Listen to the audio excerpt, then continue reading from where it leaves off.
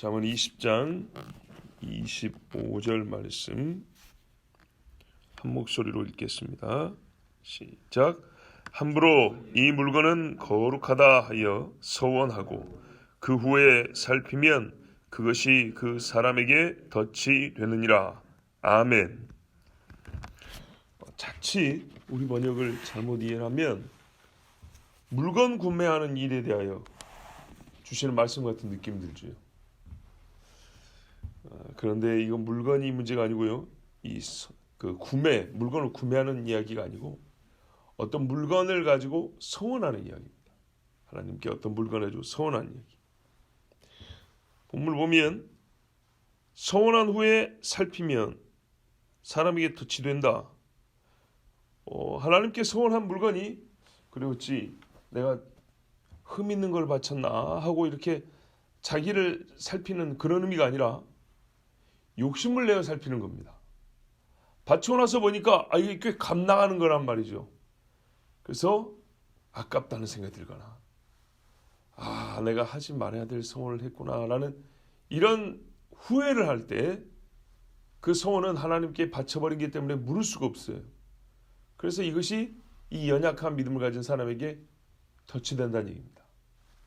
자, 말씀을 조금 더 자세히 보겠습니다. 원래 번역대로 하면 하나님께 속한 것을 먹어버린 후에 하나님의 것을 내가 취해버린 후에 내가 서원한 것, 내가 먹은 것에 대하여 다시 한번 생각해 볼 기회가 있는데 그럴 때 내가 아까 먹은 것이 덫이 된다는 얘기입니다. 갈수록 오히려 더 어려워지나요? 자, 다시 설명해 드릴게요. 원래 이게 하나님 건데 내가 진짜로 입으로 먹어버렸어요. 먹는다는 말이 또 취하다, 소유하다는 말이잖아요. 내 것으로 만들어버렸어요. 또는 거룩하지 않은 것을 거룩하게 스스로 의미 부여를 하고 그것을 내 입에 넣어버렸어요. 그 후에 하나님께 서원을 하는 사람은 자기가 먹은 것, 서원한 것 때문에 덫이 된다는 겁니다. 이 말씀이 크게 두 가지로 나눠집니다. 어떤 것이 거룩하지 않은 것인데 스스로 거룩하게 만들어버리고 그럼 나는 거룩한 것을 취해버렸어요. 나는 자기가 취하기 위해서 거룩하게 만들어서 내가 가져버렸어요. 이거는 그냥 들어도 죄죠. 또 어떤 것은 본래 하나님께 속한 건데 나를 위하여 취해버렸어요. 그래서 이 나를 위해서 취한다는 것은 서원도 나를 위하여 한 것 같은. 이해가 되십니까? 예. 원래 서원은 하나님께 드린 거잖아요. 근데 이 서원한 행위가 옆에서 보기에는 나한테 굉장히 의로움을 줄 수 있고 나를 이렇게 높여줄 수 있는 그런 거예요. 그래서 겉으로는 서원이지만 실제로는 그 물건을 가지고 나를 높이는데 쓴 거예요. 그러니까 내가 취해버린 거죠. 내가 삼켜버린 거죠. 이런 짓을 하면 그 사람은 덫에 걸린단 말입니다. 덫에 걸리면 어떻게 합니까? 누가 이거를 열어줄 때 전까지는 고통 속에 몸부림쳐야 되고 결국에는 몸 중에 신체 일부가 잘려나가거나 목숨을 잃게 되죠. 그렇게 된다는 겁니다. 거룩한 것을 뭐 했기 때문에요? 내가 취해버렸기 때문에. 그 취한다는 것이 삼켜버린다는 것과 또 서원한다는 것이 함께 포함됩니다. 원래 본문은 거룩한 것을 삼키고 서원한 후에 살피는 자에게는 그것이 덫이니라 이렇게 되어 있어요. 그러니까는 거룩한 것을 삼키고 또 서원한 후에 삼킨다는 행위와 서원한다는 행위 두 개가 들어있어요. 그러니까 이게 어떻게 절묘하게 조화가 되느냐 이게 관건인데요. 이제 실예를 한번 들어드리면 이해가 되실 겁니다. 첫 번째 실례는 뭐냐면 로마 카톨릭입니다. 로마 카톨릭은 아무것도 아닌 떡을 거룩하게 만들었습니다. 뭐라고 거룩하게 만드느냐? 주님이 부여하신 의미 이상으로 보였어요. 진짜 예수의 몸이다. 어느 정도로? 우리 목에 들어가는 순간 이거는 살이 된다 그랬어요. 근육이 된다고요. 실제로 근육이 된다고. 빵을 가지고 예수님도 보세요. 빵을 가지고 유월절 어린 양의 살을 대신했어요. 포도주로 피를 대신했어요. 그리고 어린 양이 나기 때문에 나의 살이고 나의 피라 그랬어요. 요거를 잘못 이해한 사람은, 그래서 교회가 처음 세워질 때 성찬시하면 사람들이 뭐냐면 인육을 먹고 사람 피를 마신다 그랬어요. 그래서 예수 믿는 것들은 인육을 먹는 살인자들이다 이렇게 생각하고 핍박을 했어요. 근데 로마 카톨릭은 본인들의 말이 그래요. 우리가 떡을 먹지만 화채, 몸으로 변화된다. 먹는 순간 실제로 근육이 되고 포도주를 마시는 순간 실제로 피가 된다. 이렇게 말했어요. 왜 그러냐? 자, 보세요. 여기까지 그냥 떡이 아니라 예수의 몸이고 그냥 포도주가 아니라 예수의 진짜 피다. 이렇게 했단 말이죠. 그럼 왜 그렇게 했냐? 예수 그리스도의 몸과 피로 말미암아 죄 사함을 얻잖아요. 그래서 지금 이 순간 예수가 또 죽는 거예요. 지금 이 순간 예수님이 살이 찢기고 피가 실제로 흘려지면서 오늘 지금 내가 성찬하는 이 순간에 요거를 먹고 마실 때 내 죄값이 또 치러지는 거예요. 그래서 매일 미사하러 간다 그랬잖아요. 열심히입니다. 정말 열심히. 자, 하나님이 그런 약속했습니까? 그렇게 하라 그랬습니까? 아니죠. 그러니까 그들에게는 어떤 것은 믿음의 의미가 중요한 게 아니라 요 성찬을 먹는 게 중요한 거예요. 이해가 되셨어요? 히브리서에 뭐라고 했어요? 하나님의 아들을 2번 죽이는 죄를 범하지 마라 그랬어요. 하나님의 아들을 자기를 구원한 피를 무가치하게 여기고 2000년 전 십자가에 흘린 피를 무가치하게 여기고 매일매일 그것을 반복하여 제사를 하면서 하나님의 아들을 짓밟고 또 죽이고 또 죽이는 짓을 하지 마라 그랬어요. 그런데 그 짓을 하고 있는 거예요. 입에 삼키면서, 그렇죠. 실제로 삼키면서 나는 이 떡을 먹었기 때문에 예수님의 몸을 먹었기 때문에 피를 실제로 마셨기 때문에 천주여 어쩌고 저쩌고 살겠습니다. 이딴 소리를 또 옆에 읊어댄다고요. 그게 뭐가 되죠? 터치된다고요. 자, 길게 말할 시간은 없어서 여기까지 하겠습니다. 또 다른 예를 들어볼게요. 사울 이야기는 많이 해드렸습니다. 블레셋과 전쟁할 때 아들 요나단이 나가서 대승을 거둘 수 있는 계기를 마련해 줬습니다. 그러니까 이스라엘 군대가 힘이 나서 막 쫓아왔는데 이 어리석고 오만한 사람이 전쟁의 영광, 승리의 영광을 자기가 취하고 싶어서 자, 오늘 해 떨어질 때까지 금식 이래버렸다고요. 지금 전쟁하는데 자기 혼자 금식을 하든지 전투 전에 하든지 이제 막 전쟁이 시작돼서 진짜로 피 터지게 싸우고 있는 도중에 금식이 무슨 말이에요 도대체. 뭐 때문에 그렇게 하는 거죠? 그래요. 이 싸움이 나의 어떤 거룩한 분부와 거룩한 영생에 의해서 승리로 이끌어진 것처럼 하려고 하는 것이죠. 그런데 결국에는 백성들이 배가 고파서 가다가 어떻게 했습니까? 소나 양이나 짐승을 취해서 피채 먹었다 했어요. 그러니까 센 걸로 먹은 거예요. 배가 고프니까. 여러분 전쟁, 학교 체육대회만 한번 해보세요. 체력이 얼마나 빨리 떨어지는가. 근데 그렇게 먹으니까 온 백성이 뭐예요? 율법을 다 그죠. 피째 먹지 말라는데 배가 고프니까 그냥 잡아서 막 피 마시고 고기 그냥 간 썰어다가 먹어버리고 센 걸로 먹어버린 거예요. 그래서 전쟁이 중단됐어요. 더 싸울 수가 없었어요. 전쟁의 승리도 멈춰버렸어요. 그래서 오늘 이 죄가 누구에게 있냐? 그러니까 이 백성들이 분명히 잘못했는데 왜 그런 짓을 했냐고 따지기 전에 그 먼저 된 원인을 또 찾겠다고 그놈은 죽어야 한다고 또 이런 말을 해버렸어요. 결국 어떻게 됐습니까? 제비 뽑았더니 요나단이 뽑혔는데 그 쓸데없는 말 때문에 결국에는 아들을 죽이게 생겼어요. 그러나 자기 위신이 더 중요하니까 아들도 죽여라 그랬어요. 근데 백성이 뭐라 그랬어요? 안 된다 그랬죠. 오늘 하나님께서 요나단으로 말미암아 우리에게 생명을 줬는데 요나단을 죽인다. 말이 안 된다 그랬어요. 거슬러 올라오면 그잖아요. 하나님이 요나단을 통하여 승리를 주고 생명을 줬는데 요나단을 죽인다는 말은 하나님의 승리와 도우심을 부정하는 꼴이 되죠. 그래서 안 된다고 백성들이 아우성을 쳐서 결국에는 요나단을 못 죽였어요. 그럼 어떻게 됐습니까? 사울이 모든 명예와 권위를 다 잃게 된 거죠. 덧치된 거예요. 하나님이 이 거룩한 승리를 주셨는데 그걸 지가 먹겠다고 해가지고 쓸데없는 소원을 해가지고 어떻게 했어요? 결국에는 기존에 갖고 있던 얼마 안 되는 영광, 권세, 권위 다 깎아먹어버립니다. 자기에게 덧치됐어요. 이런 식으로 해서 다윗과도 싸우는 족족 사실상 패한 거죠. 다윗을 죽여야 되는데 못 죽이고 다윗이 살려줬으니까. 이 사울과 같은 사람들이 많은데요.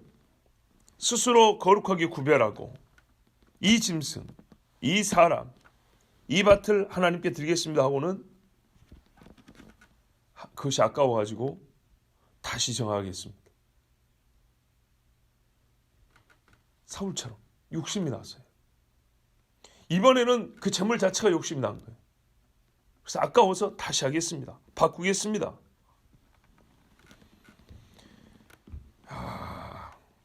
그래서 하나님이요, 이런 사람들이 상당히 많아서 율법을 세워줬는데, 레위기 27장이 레위기의 마지막 장입니다. 참 주의 깊게 생각할 필요가 있습니다. 마지막 레위기는 뭡니까? 레위 사람을 세운다. 그것뿐만 아니라 이 레위 사람은 이스라엘 중에서 거룩하게 구별된 사람들 아닙니까? 구별된 제사장으로서 살 이스라엘의 삶의 법도를 가르쳐준 겁니다. 근데 끝에 가서 그 법도 중에 최고상함, 최고 거룩한 삶을 가르쳐준 게 아니라 거룩함을 잃지 않을 방법을 가르쳐주고 레위기가 마칩니다. 그러니까 우리에게 거룩한 것을 가르쳐주면 우리가 더 올라가면 좋은데, 인간이 얼마나 연약하냐면 그 거룩한 것을 지키는 척하다가 무너지고 또 올라가다가 무너지고 해서 이 무너지는 것을 밑에서 마치 발을 잡아주는 것 같은 그런 말씀이 레위기의 마지막 기록에 되어 있습니다. 얼마나 우리가 하나님 앞에 부끄러운지 몰라. 이런 말씀이 주어졌다는 자체가 뭐냐? 거룩함의 절정이 뭐냐면 남이 하지 않아도 되는 것, 이렇게 안 해도 되는 것을 남보다 더 하겠다. 이게 서원이거든요. 27장 뭐냐면 서원 불이행자에 대하여 하나님이 면책되는 방법을 가르쳐줍니다. 그리고 레위기가 마쳐요. 그게 뭐냐? 원래는요, 서원을 불량하면 목을 내놔야 되는 거예요. 그런데 하나님이 불쌍히 여기사 그래, 전 그러면 5분의 1만 더 내라. 5분의 1만. 참 우리가 사람이 약한 줄 알지만 얼마나 하나님 앞에 죄송합니까? 일부만 읽어드리면, 혹 사람이 예물로 여호와께 드리는 것이 생축이면 성원물로 여호와께 드릴 때는 다 거룩하니 그것을 변개하여 우열감 바꾸지 못할 것이요, 혹 생축으로 생축을 바꾸면 둘 다 거룩할 것이며, 부정하여 여호와께 예물로 드리지 못할 생축이면 그 생축을 제사장 앞으로 끌어갈 것이요, 제사장은 그 우열간에 정가할지니 그 값이 제사장이 정한 대로 될 것이며, 그가 그것을 물으려면 정가의 그 5분 1을 더할지니라. 그죠? 그런데 뒤에 가면 또 어떤 말씀이 있냐면, 오직 여호와께 아주 바친 그 물건은 사람이든지 생축이든지 기업에 바치든지 팔지도 못하고 속하지도 못하나니 바친 것은 다 여호와께 지극히 거룩함이며 아주 바친 그 사람은 다시 속하지 못하나니 반드시 죽일지니라. 해서 물론 조금 더 우리가 깊이 생각해 볼 말씀이 있지만, 소원 그 자체가 5분의 1을 더하든 그것을 그대로 하나님 앞에 다 죽음으로 내놓든 간에 오늘 잠언 말씀대로 터치된다는 것을 알 수가 있습니다. 기쁨으로 하나님께 약속을 하고 즐거이 드렸으면 아무 문제 없었을 건데, 그것을 아까워하여 바꾸려고 한다든지 물으려고 한다든지 이렇게 아주 인간적인 욕심을 가지고 수를 쓸 때 레위기는 두 가지를 말합니다. 5분의 1을 더하든지 아니면은 목숨을 내놓든지. 터치됩니다.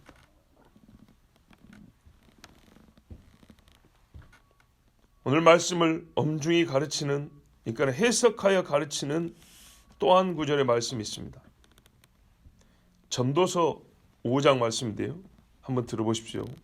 너는 하나님의 전에 들어갈 때에 내 발을 삼갈지어다. 가까이 하여 말씀을 듣는 것이 우매자의 제사 드리는 것보다 나으니 저희는 악을 행하면서도 깨닫지 못함이니라. 너는 하나님 앞에서 함부로 입을 열지 말며 급한 마음으로 말을 내지 말라. 하나님은 하늘에 계시고 너는 땅에 있음이니라. 그런즉 마땅히 말을 적게 할 것이라. 일이 많으면 꿈이 생기고 말이 많으면 우매자의 소리가 나타나느니라. 자, 여기까지 말씀 뭐예요?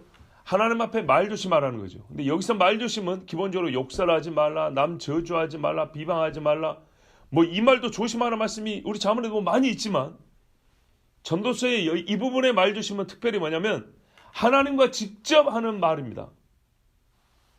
그거는 내가 형제를 비방하는 말을 조심하지 말라. 남을 속이려는 거짓말하는 그런 말 조심해라. 이런 말에보다는 우리 식으로 말하면 기도할 때 말 조심하라는 거예요. 하나님께 이거 하겠습니다. 저거 하겠습니다. 이래놓고 난 저기서 딴소리 하지 말라는 거예요. 그래서 뭐래요? 하나님의 전에 들어갈 때 말 조심하라. 그 뒤에 이제 예를 나옵니다. 내가 하나님께 서원하였거든 갚기를 더디게 말라. 하나님은 우매자를 기뻐하지 아니하시나니 서원한 것을 갚으라. 서원하고 갚지 아니하는 것보다 서원하지 아니하는 것이 나으니 내 입으로 내 육체를 범죄케 말라. 사자 앞에서 내가 서원한 것이 실수라고 말하지 말라. 어찌 하나님으로 내 말소리를 진노하사 내 손으로 한 것을 멸하시게 하랴. 아멘.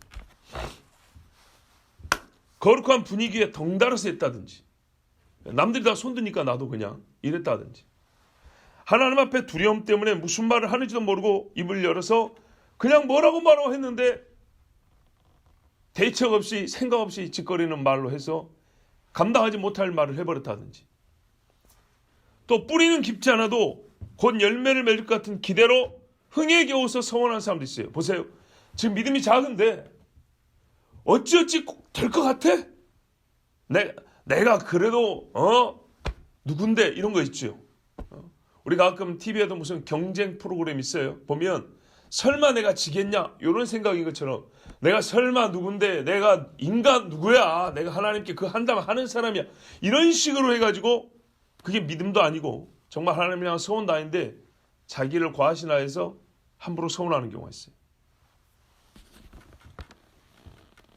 뿌리 깊어야 열매가 잘 맺는 것인데 뿌리는 얕으면서 열매는 많이 맺을 것 같은 자기 생각이죠. 교만이죠. 그래서 서운한 사람들이 하나님 앞에서 그렇게 말해놓고 뒤돌아 나오면서 바로 하나님을 잊어버리고 왜? 하나님과 관계가 깊지 않으니까 먼저 하나님을 잊고 하나님 앞에서 자기가 한 말을 뒤로 던져버리는 일에 대하여 주시는 경고입니다. 그래서 들어갈 때부터 말 조심하라는 거예요. 결과가 무엇입니까? 하나님께서 보내신 천사가 소원을 이행하면 그 결과를 가지고 하나님 앞에 가려고 항상 나를 따라다닌다는 겁니다. 항상 내 집 문 앞에 서 있다는 얘기입니다. 여러분, 채권자가요 빚 독촉한다고 집 앞에 와 서 있으면 밤 넘어갑니까? 잠이 듭니까? 그럴 수가 없지요. 그 이상으로 하나님의 천사가 우리 눈에 보이지 않지만 너 서원한 거 내가 받아서 하나님께 가져가려고 네 문 앞에 서 있다. 지금 그 말씀입니다. 천사를 보냈더니 실수했습니다 하나님. 이거 대답으로 돌려보내지 말라는 거예요. 세상의 빚쟁이는 하루만 말미를 주세요 하면 그럴 수 있어요. 하나님 앞에 서원 솔직히 하나님이 회개하면 용서해 주시는 분입니다. 빚 없게 해주시기도 합니다. 그러나 이렇게 함부로 서원한 사람은 솔직히 회개할 줄도 잘 몰라요. 피하기만 해요. 그럼 피할 때마다 덫에 걸립니다.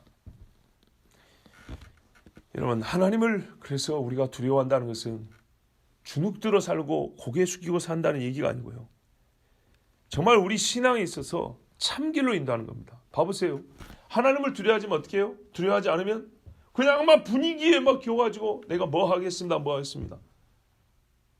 조심해야 돼요. 우리 형제도 혹시 하나님 앞에 뭐 서운한 거 있을지 모르겠어요. 젊은이들이 그래서 정말 폐가 망신이라기까지 말이 좀 그렇지만 자기 몸을 망치는 경우, 자기 삶을 망치는 경우가 있어요. 뭐냐고요? 집회 가지고 어디 헌신할 사람 손들어 하면 엄청나게 될 겁니다. 그런 경우 있죠. 어느 나라로 가서 전부 다 막 말하고 써내고 합니다. 1년 지나와서 물어보면 그냥 접었어요 에서부터 그랬는데 뭐 아주 상관없다는 듯이 이렇게 말하는 사람까지 하나님 보고 말장난 사람이 오히려 거룩한 정체에서 훨씬 많이 나옵니다. 저 역시도 제가 그랬잖아요. 사람들이 물어봐요. 한 목사 당신의 목회 목표는 뭐냐? 뭘 기대했는지는 모르고 뭘 기도하고 그런 물음을 했는지 모르겠어요. 저는 그래요. 근데 죽기 전에 통일이 되면 북녘에 예배당 세우고 주님 오실 때까지 예배하는 거다. 적어도요. 아직까지 23년 동안 이 생각이 바뀌지 않았습니다. 23년. 통일이 아직 안 됐으니까. 통일이 되면 이제 제가 그 하나님과의 약속을 지키는가 안 지키는가 그때 또 봐야겠죠. 그러나 여러분 마음이 일단은 안 변했다는 것. 근데 지금 하나님 앞에 거룩한 약속을 해놓고 하루가 지나서 바뀐 사람이 얼마나 많고 1년이 지나기 전에 없애버린 사람이 얼마나 많은지 저도 청년 사역하면서 많이 봤어요. 누가 그렇게까지 하라고 하지 않아요. 근데 본인 입으로 그렇게 해요. 그리고 그렇게 안 해요. 애를 썼는데 안 되는 것이 아니라 본인이 안 해요. 큰일 납니다. 정말로. 여러분, 입다와 같은 눈물의 이행자는 없습니다. 안타깝게도. 아까 뭐랬어요? 레위기 잘 보세요. 전혀 무르지 못하고 확정된 사람은 그 사람의 생명도 내놓으라 그랬어요. 요즘에 누가 이런 서원을 하겠습니까마는 한다 하더라도 안 지킵니다. 알량한 이론을 내세우죠. 하나님은 사랑이기 때문에 내가 안 해도 이해하실 거야. 개떡 같은 소리죠. 그 정도 얘기하려면요. 피눈물 흘리면서 회개해야 돼요. 그러면 용서해 줍니다. 예전에 말이죠. 어떤 남자 성도가 목회자가 됐는데 하나님 앞에 독신으로 산다 그랬어요. 이거 자체가 얼마나 큰 터치인가 보세요. 성경에 어디 독신으로 살아하는 데가 어디 있어요. 그래갖고 훨씬 더 더러운 죄를 많이 짓잖아요. 근데 독신으로 산다고 했는데 기도원에서 찬양 인도하는 전도사가 됐어요. 근데 그 기도원 원장님이 그분이 마음에 들긴 했어요. 근데 뭐 독신 서원인지 어쩐지는 모르고 하여튼 마음에 드는데 어느 날 기도원에 빨간 원피스 입은 아가씨가 왔어요. 별로 기도원하고 안 어울리게 생겼는데 하여튼 왔어요. 근데 이 전도사님이 눈이 확 돌아갔어요. 딱 옆에서 봐도 눈치가 보이잖아요. 그 원장이 불렀어요. 그 아가씨가 마음에 드냐고 그러니까요. 우리 딸이다. 그치, 마음에 들면 교제 한번 해보겠냐. 근데 서운했잖아요. 예?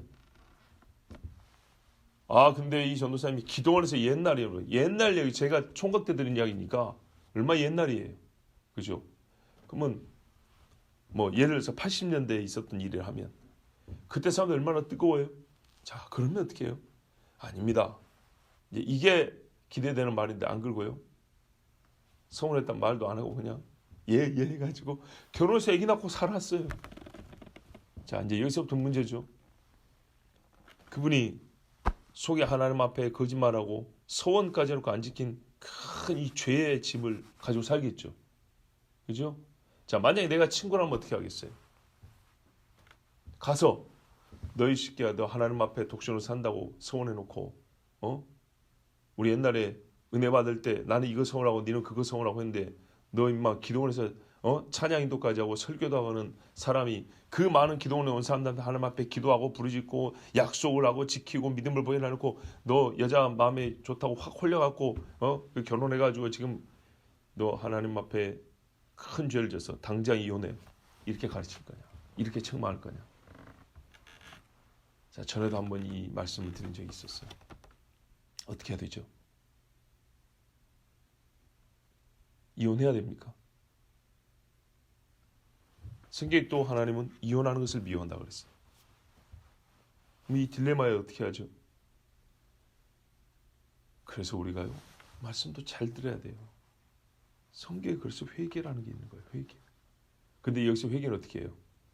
헌금 봉투 하나 딱 들고 와가지고 하나님 이거 받으시고 내 마음 아시죠? 잘못했습니다. 그냥 잘 살게 해주세요. 여기 회개입니까? 아니에요. 그 사람이 기도에 온 사람들 지도할 때처럼 정말 하나님 앞에 이제 다윗처럼 눈물이 범벅이 되도록 회개해야 돼. 살려달라고. 그리고 살면 돼요. 이해되셨죠? 자기가 서운한 무게만큼 회개할 줄 알아야 돼요. 또 한 경우가 있었어요. 제가 듣기로 이건 이제 교회가 영락교회 이야기로 알고 있는데, 거기도 옛날에 전도사들이 뭔 돈이 있습니까? 저만 해도 돈이 없이 결혼한 사람인데, 가난하고 별로 인물도 그렇고 뭐 내세울 게 별로 없는 사람이 전도사인데, 그 교사 중에 정말 예쁘고 누가 봐도 며느리 삼고 싶은 아가씨가 있었어요. 근데 이 전도사가 이 아가씨 교사가 마음에 들어가지고 끙끙 앓고 병이 나버렸어요. 근데 이 아가씨 교사는 이 전도사한테 전혀 마음이 없어요. 그냥 봉사를 하는 것이지 그 전도사한테 이성적인 마음이 전혀 없어요. 진짜 말 그대로 이 세상적으로 볼 때 이게 비교가 안 되는 거예요. 근데 이 전도사가 상사병이 나고 진짜 사람이 죽게 생겼어요. 끙끙 앓고 밥도 안 넘어가고 몸이 빼짝빼짝 마르고 병원에 입원해버렸어요. 옛날 이야기니까요. 어떻게 해요? 만약 이렇게 전도사 죽어버리면 사람이 곧 죽게 생겼단 말이에요. 그럼 죽어버리면 어떻게 해요? 이 아가씨는 다른데 소위 뭐 재벌가의 시집을 가도 역시 사람 죽인 죄를 안고 사는 꼴이 되는 거예요. 자기가 직접 죽인 건 아니지만 자기 좋다고 해서 지금 자기가 콧방이도 안 껴가지고 사람이 지금 죽었다. 결론이 이렇게 되는 거예요. 거기다가 목회자가 죽었다. 뭐 얼마나 이거 심각한 문제입니까? 인생의 즐거움이 없어질 것이고 하나님 앞에 진짜 큰 죄인으로 사는 건데. 그래서 알았어요. 그러면서 진짜 울며 겨자 먹기로 교제라고 결혼을 했어요. 근데 이 여자가 조건이 하나 있었어요. 난 목회는 싫다. 그래서 어떻게 했냐? 둘이 교사가 돼가지고 저기 강원도 어디 시골에 들어가서 교사 생활을 했어요. 옛날 말로 분교 있죠, 분교. 선생님 한두 분인데 부부 와서 교사를 했어요. 근데 몇 년 지났는데 이 남자가 또 병이 들어가지고 사람이 죽어가는 거예요. 이거 싫어합니다. 진짜 몸이 빼짝빼짝 말라오고 밥도 안 먹고 사람이 진짜 막 병색이 짙은 거야. 젊은 사람이. 그러니까 부인이 여러분 옛날 말로 보세요. 젊어서 과부 되게 생겼어요 이제. 그래서 당신 무엇 때문에 이러냐. 지금 우리가 이렇게 생활하는데 당신 술 담배 하는 것도 아니고 무슨 뭐 일을 아주 심하게 하는 것도 아니고 뭐 왜 그러냐 그러면서 막 그러는데 이 남편은 알고 있어요. 왜 그런지. 그래서 결국에는 말했어요. 내가 하나님 앞에 평생 목회자로 산다고 서원을 했는데 당신하고 결혼하려고 목회를 버리고 교사 생활하니까 교사가 나쁘다는 게 아니라 자기 서원이에요. 그래서 하나님 나를 데려가시는 거예요. 그랬어요. 뭐 어떻게 하죠 이제? 그 부인이 알았어. 다시 갑시다. 그래가지고 목회 생활을 다시 했다는 이야기를 제가 총각 때 다 들은 이야기. 저에게 이런 이야기를 해준 분께 누군지는 기억이 안 나지만 감사해요. 여러분, 이게 성원이에요. 하나님 앞에 교만하고 건방지게 거룩한 것을 혼자 그냥 너무 씹어 삼키고 꿀떡 삼키고 그래서 기운을 차린 것처럼 사람 앞에 의를 나타내고 거룩한 것처럼 믿음 좋은 것처럼 터치됩니다. 그러나 하나님 앞에 약속한 것은 정말 힘을 다하여 뜻을 다하여 지키는 사람에게는 하나님이 그걸 능히 행할 수 있는 힘도 주시고 그에게 종기도 줍니다. 그래서 아쉬운 거예요. 입다. 멍청이에게 서운하고 딸 죽인 사람? 아니요. 눈물로 서원을 이행한 사람. 그렇게 생각하면 완전 다르죠. 입다와 같은 눈물의 서원 이행자는 없고 한나와 같이 어둠 속에 빛과 같은 신실한 자도 보기 어렵고 비록 좀 아쉬운 면이 있긴 하지만 그래도 물 아래에서 아무도 듣는 사람 없을 때 혼자 서원했지만 결국 니느웨에 가서 한낮이라도 외친 요나 같은 사람도 보기 어려운 그런 시대가 되었습니다.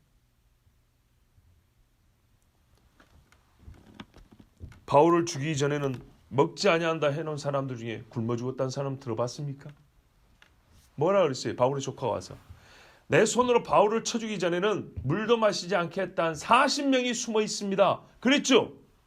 그 40명 중에 한 사람이라도 진짜로 밥 안 먹고 굶어 죽었다는 사람 내가 못 들어봤어요. 이런 식이에요. 하나님 앞에 소원이란 것.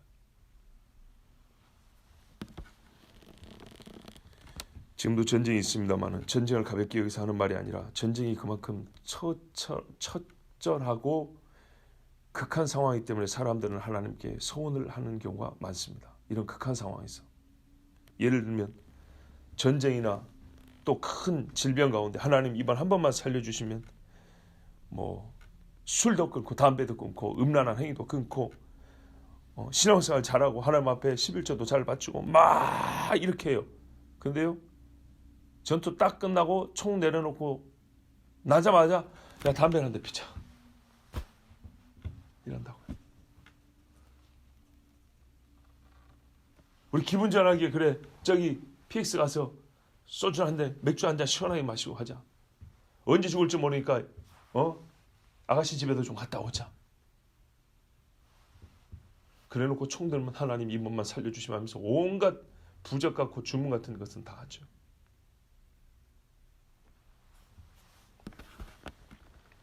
여러분 그래서 오늘 이 말씀이 주어진 거예요. 거룩한 것을 삼켜버리고 소원하고 이렇게 살피는 마음 자체가 필요 없는 거예요.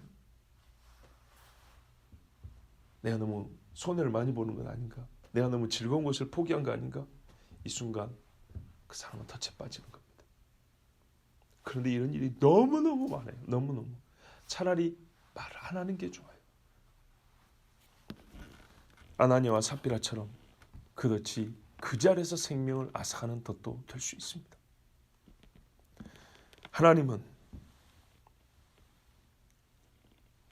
자기 소견에 오른 대로 사는 시대에 그래서 입다 같은 사람도 기록해 두신 거예요. 어리석은 입다가 아니고요. 서원 이행자로서 입다를 우리가 봐야 합니다. 보세요. 자기 소견대로 옳다 하면 살아가는 시대라고. 지 멋대로 사는 시대인데 입다는 가만 보면 얼마나 자기 멋대로 살지 않았는지 보세요. 자기 딸을 내놓기까지. 누가 감히 입다를 욕합니까? 이 시대에 우리에게는 무엇이 있기에 하나님과의 약속 이양 무엇이 있다고 우리가 감히 입다를 욕합니까? 한나를 본받고자 하는 사람은 많은데 도대체 무슨 한나를 본받았다는 얘기입니까? 기도하는 한나만 본받습니까? 아들을 하나님께 바치는 한나는 왜 생각을 안 합니까?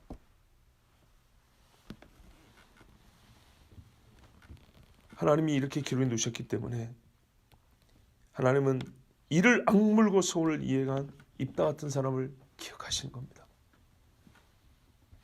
강단 있고 세상이 찍어도 찍히지 않는 신자. 자기 입으로 낸 말을 세상의 어떤 도끼나 칼날에도 찍히지 않도록 단단하게 하여서 하나님께 그대로 바쳐 올리는 소원자들. 하나님이 찾고 계십니다. 기도하겠습니다.